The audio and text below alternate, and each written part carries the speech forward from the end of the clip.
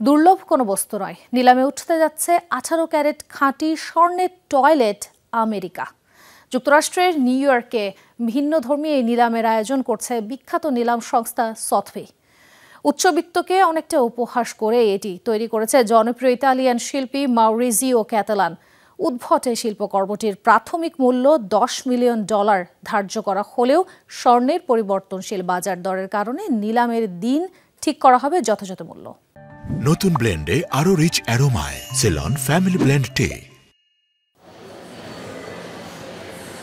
America শোনার সাথে সাথেই পশ্চিমের সবচেয়ে শক্তিধর রাষ্ট্রের কথা মাথায় এলেও এখানে বলা হচ্ছে 18 ক্যারেট খাঁটি স্বর্ণের তৈরি টয়লেটের কমোডের কথা, যা নিলামে তুলতে যাচ্ছে বিখ্যাত নিলাম সংস্থা সথবি।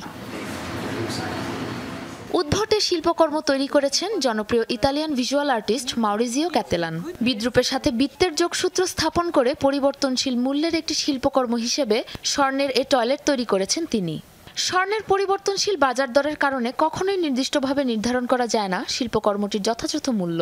2016 সালে নিউ ইয়র্কের গুগেনহাইম মিউজিয়ামে প্রথম প্রদর্শিত হয় এই টয়লেট শিল্প, যা 2019 সালে চুরি হয়ে যায় যুক্তরাজ্যের ব্লেনহেইম প্যালেস থেকে।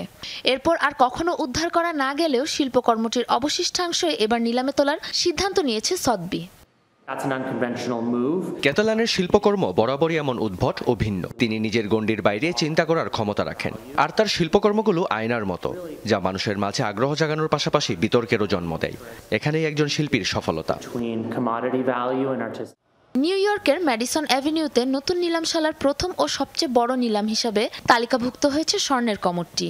দর্শনার্থীদের জন্য উন্মুক্ত হলেও টয়লেটে বসে কিংবা ফ্ল্যাশ টেনে এর পরীক্ষা করতে পারবে না কেউ। 18 নভেম্বর অদ্ভুত এই শিল্পকর্মটি উঠবে নিলামে।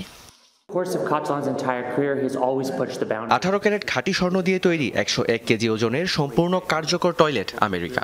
আপাতত এর মূল্য ধরা হয়েছে $10 মিলিয়ন কাছাকাছি। স্বর্ণের বাজার দর পরিবর্তনশীল হওয়ায় আমরা একেবারে নিলামের দিন নির্দিষ্ট দাম ঠিক করব।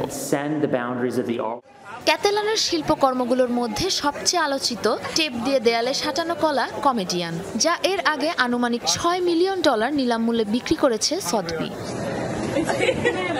সাবরিনা নুসরাত, যমুনা নিউজ।